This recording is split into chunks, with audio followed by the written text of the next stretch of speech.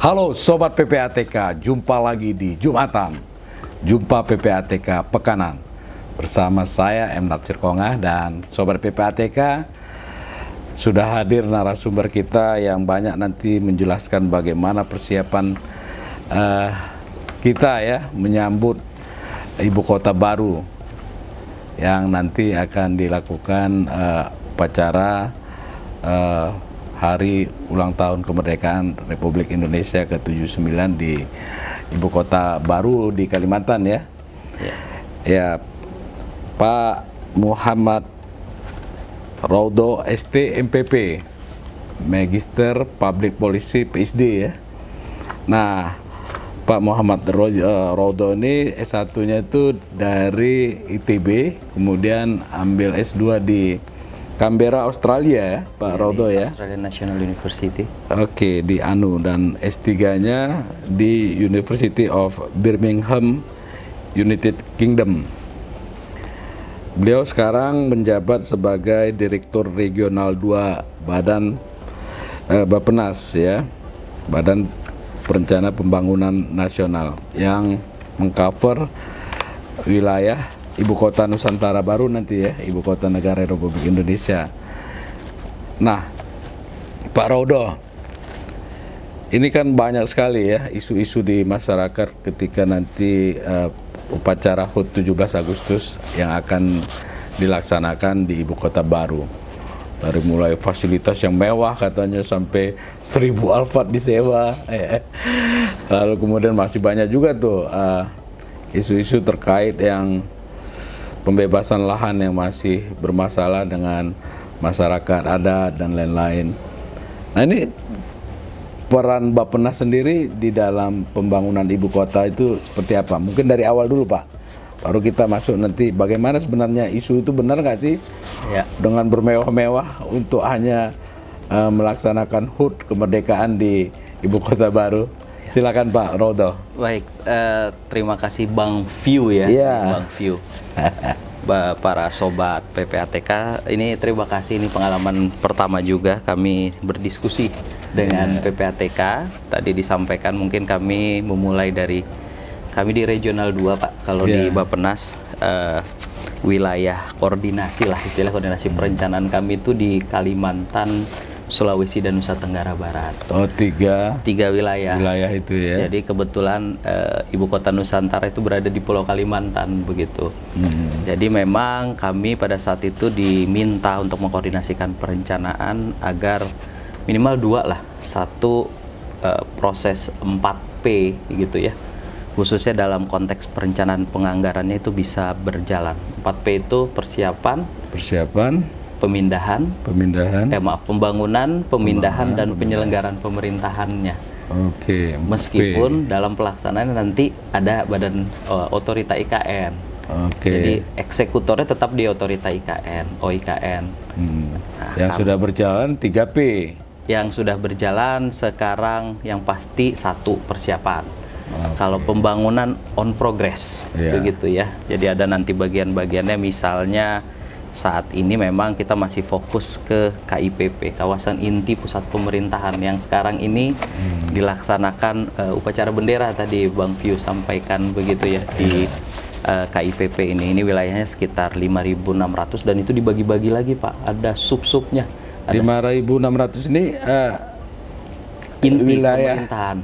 Oke, kalau IKN-nya sendiri sekitar 252.000, jadi jauh lebih besar dari DKI Jakarta. 520.000 meter. Hektar. Iya. Jadi ini ada 3 bagian, yang satu 56.000, 5.600 hektar. Kemudian kotanya itu sekitar 56.000. Iya. Dan wilayah keseluruhannya termasuk wilayah pengembangannya itu 252.000. Itu daratan, termasuk lautannya juga nanti. Itulah yang jadi wilayah perencanaannya. Oke, total jadi berapa itu? 252.000 kilometer.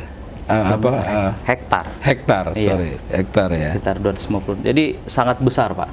Jadi ini mungkin sebesar apa? DKI plus Depok, Jabodetabek lah mungkin ya, lebih. Plus Pulau Seribu. Mungkin termasuk Pulau Seribu ya. Iya. Nah, kita balik lagi Nah, kami itu ada dua, satu memastikan proses 4P, kedua memastikan proses proses 4P-nya ini itu bisa dilakukan dengan baik ya ketika itu nanti oleh otorita IKN, proses mengenai pembangunan persiapan. Dan kita juga dalam hal ini memastikan, Pak, bahwa IKN itu tidak tumbuh sendiri begitu ya. Istilahnya tumbuh terang benderang, tetapi daerah sekitarnya itu menjadi gelap gulita. Intinya kita jangan membuat kesenjangan baru, karena salah satu alasannya mengapa dipindahkan adalah kita ingin membuat pusat pertumbuhan baru di sana. Nah, dengan ibu kota negara, kemudian pembangunannya pun konsepnya itu adalah sebagai satu kesatuan. Jadi konsepnya itu Three Cities, 3 kota. Jadi IKN tidak berdiri sendiri. Minimal dengan kota Balikpapan dan kota Samarinda sebagai satu kesatuan ekosistem 3 kota. Kalau di sini sebagai Jabodetabeknya lah, Pak. Ini udah ada penyangganya dulu. Nah, kemudian baru dengan daerah-daerah sekitarnya mitra. Jadi memastikan P4 ini berjalan, kedua memastikan daerah-daerah sekitarnya juga ikut tumbuh ya, bersama dengan pembangunan IKN. Nah, mulai dari 2 hal tersebutlah, makanya kami diminta untuk pertama tentu yang dilakukan adalah persiapan, begitu ya. Persiapan itu mungkin orang melihat undang-undangnya cepat sekali keluar, begitu ya. Bahkan prosesnya itu untuk diundangkan Undang-Undang 3 tahun 2022 itu hanya dalam waktu 1 bulan. Padahal proses bagaimana kita melihat misalnya apakah itu pindah, kemana pindah, kenapa pindah, itu prosesnya sudah sangat intensif 3 tahun sebelumnya, Pak. 3 tahun sebelumnya. Dan ini proses IKN ini itu bukan proses 1-2 tahun, tapi ini proses terus berkelanjutan, minimal itu 20 tahun kalau misalnya disampaikan di sana. Jadi ini proses panjang sampai 2045 proses 4P-nya ini. Nanti setelah 2045 tentu pembangunannya terus berkelanjutan ya. Ini bagaimana IKN itu menjadi pusat pertumbuhan baru. Dan yang di note di sana bukan hanya memindahkan ibu kota, ini agak beda, tetapi juga memindahkan pusat aktivitas ekonomi. Oh, jadi ekonomi juga akan bergerak ke sana. Betul, karena ada 6 klaster industri yang akan dibangun, tentu yang energi bersih dan sebagainya, dan juga sebagai pusat kota cerdas nanti, dan pusat pendidikan bertaraf internasional, Pak. Kita sebut pendidikan abad 21. Jadi nanti akan ada yang bertaraf internasional itu, pendidikan-pendidikan misalnya kita kerjasama dengan Stanford, ataupun ada pendidikan lokal yang levelnya sudah selevel internasional akan dilakukan di sana. Dan perlu di-note lagi bahwa tantangannya cukup besar, karena Indonesia ini satu-satunya negara yang pemindahan ibu kotanya itu lintas pulau. Itu mungkin Sobat PPATK, jadi tantangannya agak sedikit berbeda lah. Iya, dengan misalnya Putrajaya yang masih dengan Putrajaya satu wilayah bahkan masih. Betul. Itu akan lebih sulit gitu lebih ya. Sulit. Mobilitas penduduknya, mobilitas logistiknya, karena kan penduduk sudah punya, apalagi ASN sudah punya ekosistem, Pak, di tempat sebelumnya. Mungkin ada yang sedang kredit rumah di sana, ada yang sedang mungkin membangun keluarga kecilnya, dan dengan penugasan harus pindah begitu ya. Nah, itu kan tidak bangun, berarti harus membangun ekosistem. Nah, salah satu prinsip pemindahan ibu kota itu kan karena Jakarta udah terlalu crowded ya. Betul. Terlalu sumuk lah ya, dengan asap yang sudah tidak lagi sehat dan lain-lain. Itu dengan tadi, Pak, itu apa tidak mengulang apa yang terjadi di Jakarta? Ya, ini juga ada industri juga di sana, ya segala macam. Betul. Kan? Ini juga satu pertanyaan yang menarik ya. Apakah itu tidak akan mengulang kesalahan yang sama kalau di lagu ya? Nah, ini sebenarnya kalau di dalam diskusi, Pak, sebenarnya kita itu harus membentuk begitu ya, kita itu belum pernah memiliki ibu kota pemerintahan yang diatur oleh undang-undang dengan jelas, kemudian dan sebagainya. Sebenarnya dimanapun di Nusantara kita ini, itu adalah tempat yang layak ya, tempat yang nyaman untuk menjadikan ibu kota. Tetapi kenapa pada saat itu IKN ini menjadi salah satu pilihan? Itu prosesnya sudah 3 tahun dilakukan. Jadi kami melihatnya ada faktor pendorong dan faktor penariknya, Pak. Faktor pendorongnya tentu tadi disampaikan. Jadi DKI, Pulau Jawa ini carrying capacity-nya atau kemampuan menampungnya gitu ya, kemampuan mendukungnya itu sudah sangat terbatas. Makanya dampaknya itu seperti kemacetan, kemudian banjir, kemudian hal-hal lain. Itu sudah dicoba Pak, berbagai cara, ternyata memang ada batas ambang kemampuan wilayah. Tapi yang paling penting lagi, beberapa program kegiatan yang dilakukan pemerintah pusat itu sudah dilakukan dengan berbagai cara bagaimana mendorong agar aktivitas ekonomi itu tidak di Pulau Jawa. Kalau kita tahu ya sobat-sobat PPATK, di aktivitas di Pulau Jawa itu hampir 58,5% dari aktivitas ekonomi Indonesia. Sumatera itu sekitar 23%. Jadi wilayah timur itu mendapatkan porsi yang sedikit. Upaya sudah dilakukan impres, pembangunan transmigrasi dan sebagainya. Tapi ternyata belum cukup efektif karena pemodal tuh inginnya ya dekat dengan pusat, betul. Pusat aktivitas kegiatan, kemudian dekat dengan pasar, infrastruktur, dengan pasar. Nah, ini salah satu upaya bagaimana mendorong pembangunan tidak Java sentris, tetapi mencoba diletakkan di tengah-tengah. Kita sebut Indonesia sentris. Jadi ini membuka peluang bagi seluruhnya. Bahkan lebih spesifik lagi akan lebih ada afirmasi untuk kawasan timur, Pak. IKN ini akan jadi kita sebut itu semacam pusat pertumbuhan baru, game changer, prime mover untuk wilayah Kalimantan dan juga kawasan timur Indonesia yang sulit Papua, sekali dilakukan ya, kalau tidak misalnya, dipindahkan. Papua, Maluku dan sebagainya. Gitu. Nah, kembali ke persiapan dari 17 Agustus ini Pak Roda ya. Di tengah masyarakat ya, sobat PPATK banyak mendengar nih bahwa fasilitas yang diperuntukkan itu ya cukup mewah, misalnya mengadakan sampai 1000 Alphard, harga sewanya aja udah 25 juta, belum lagi ongkos pengiriman 13 juta gitu ya. Nah, ini isu-isu ini benar ini atau bagaimana memang ininya? Ya, ini memang menjadi pertanyaan publik Pak ya, dan sebenarnya Pak Presiden sendiri sudah menyampaikan juga. Yang pertama ingin kami sampaikan bahwa tadi kami sampaikan ya, proses 4P itu, proses pemindahan, kami sudah mencari lokasi yang tepat dan sebagainya.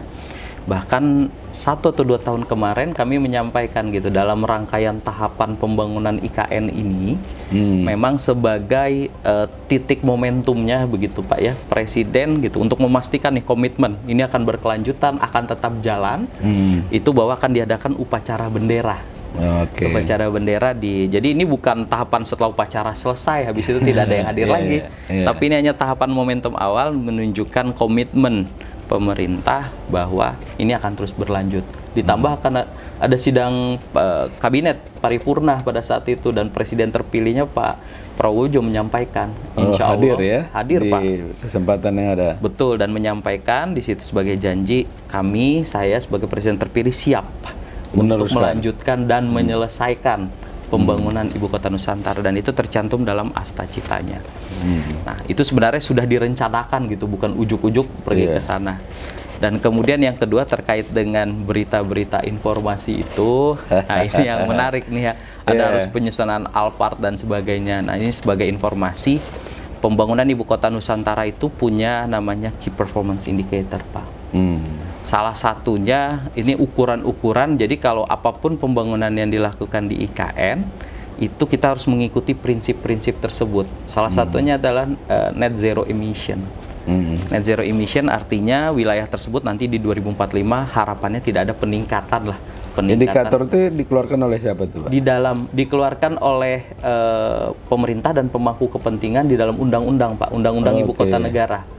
Tentang rencana induk yang nanti detailingnya di Perpres 63 tentang rincian perlindungan hidup. Jadi setiap pembangunan itu harus mengikuti, terukur dia ya. Terukur, ada ukurannya. Contohnya lagi bahwa yang boleh dibangun itu hanya 25% dari keseluruhan wilayah, sedangkan 75%-nya itu akan diliarkan kembali, artinya akan ditanami kembali, akan tetap menghadirkan wilayah tersebut sebagai hutan gitu. Makanya konsepnya kota penghijauan dan lain-lain, komposisi penghijauan dan sebagainya itu memang terukur dan betul ditata rapi gitu ya Pak Roda. Betul Bapak. Nah, dengan tersebut maka pembangunan gedung, sarana transportasi yang bisa masuk ke dalamnya itu juga terukur. Misalnya itu didorong untuk yang memang hybrid atau yang didorong yang elektrik lah, yang tidak menimbulkan polusi atau lingkungan. Oh, jadi yang 1000 Alphard itu gimana itu? Nah, akan sulit begitu ya kalau menghadirkan 1000 Alphard gitu dengan KPI seperti itu Pak, apalagi kalau memang dia tidak atau masih bergantung kepada fuel gitu ya. Jadi memang yang terjadi adalah Bapak Presiden dan Bapak Ibu Menteri itu menggunakan bus yang memang sudah disiapkan.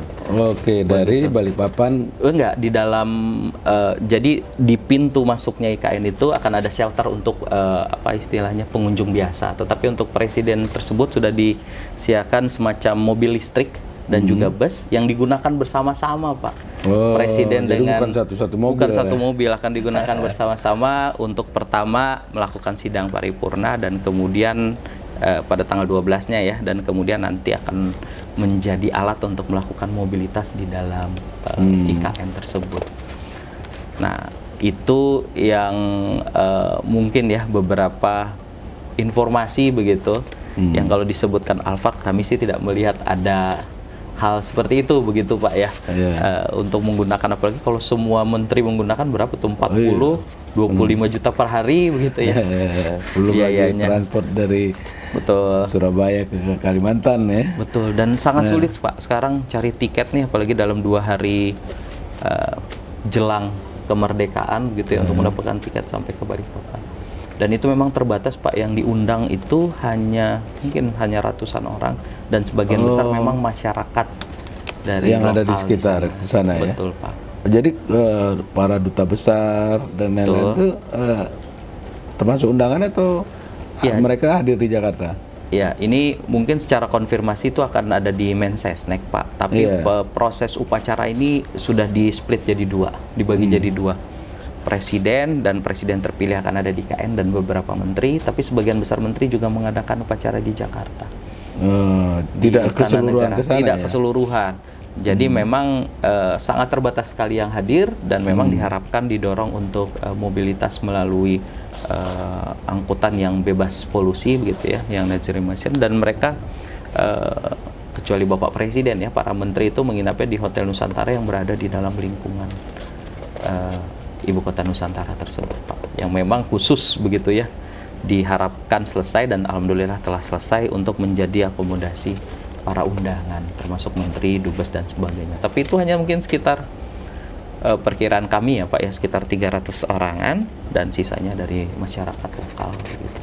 Sobat PPATK dengar cukup riuh lah gitu ya. Nah, sejauh mana nih Bappenas ikut serta ya menetralisir ataupun menjaga agar gesekan-gesekan itu tidak meluas dan bisa diantisipasi dan secara baik dilakukan gitu Pak Roda. Ya, terima kasih Bang Vio nih, Sobat PPATK.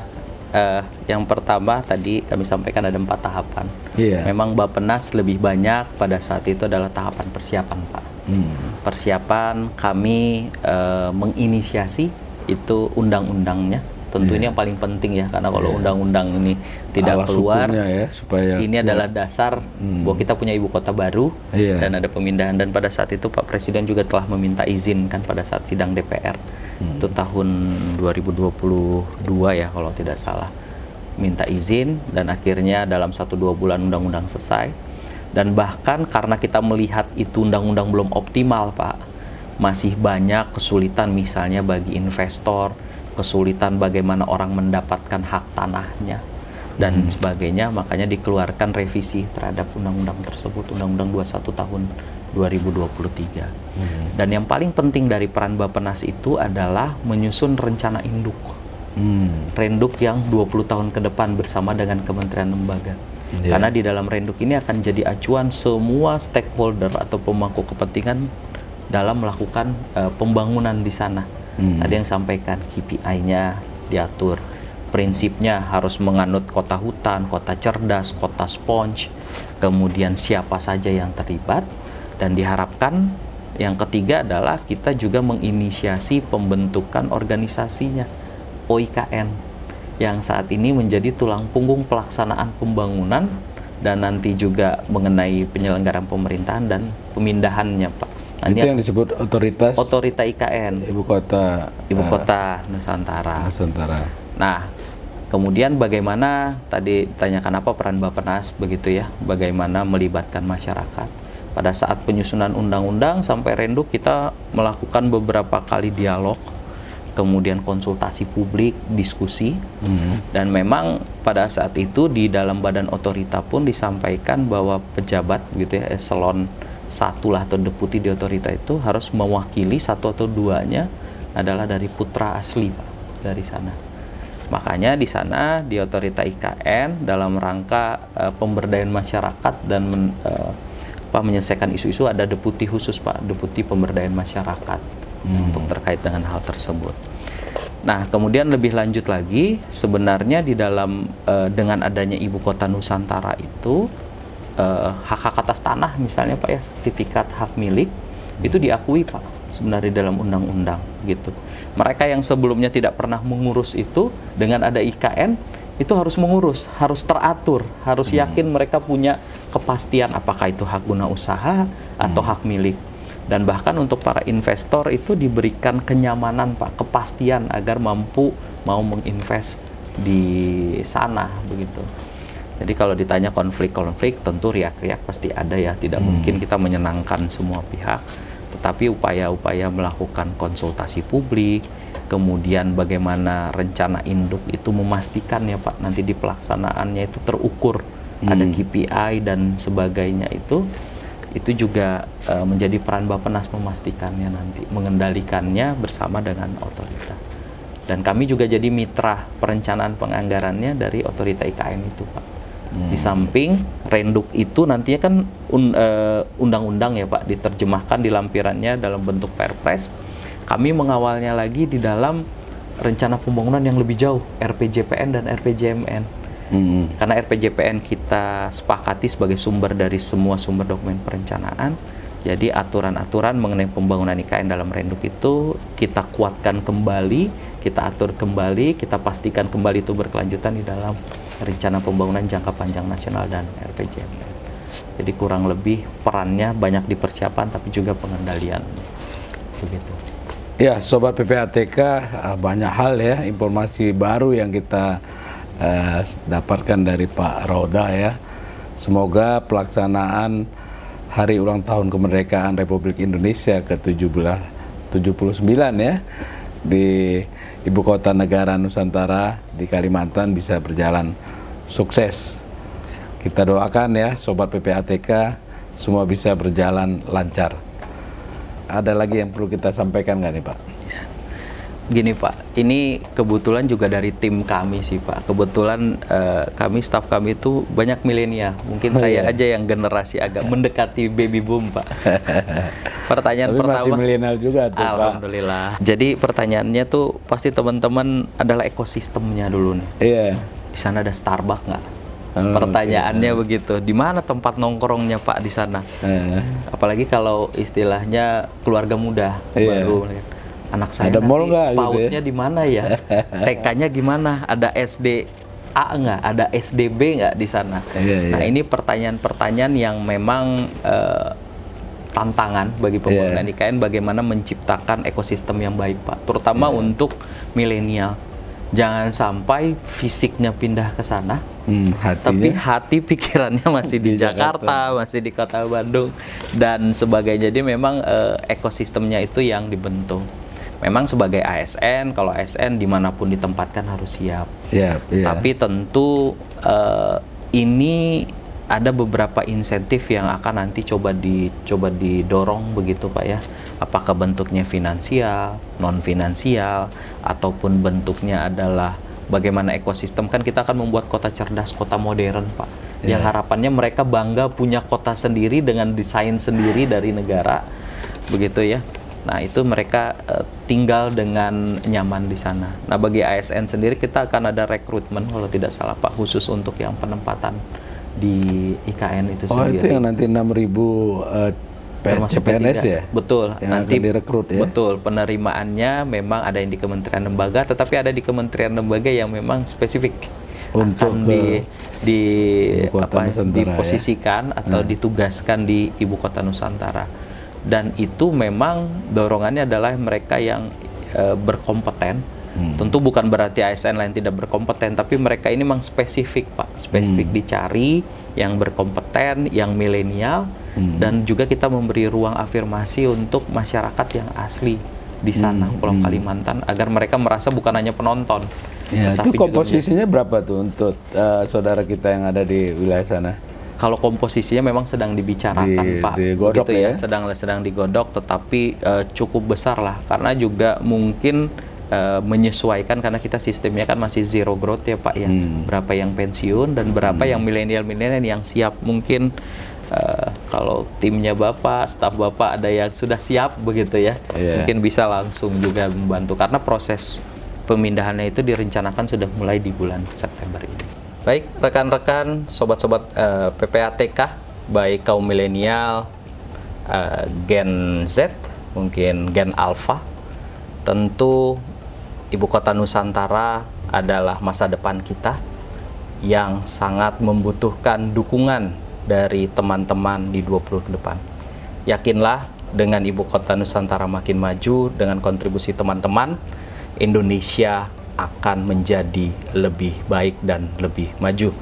Sesuai dengan tema HUT RI ke-79 tahun ini, Nusantara Baru, Indonesia Maju, mari kita dukung. Merdeka! Oke Sobat PPATK, jumpa lagi di Jumatan. Jumpa PPATK Pekanan. Kalau bersih, kenapa harus risih?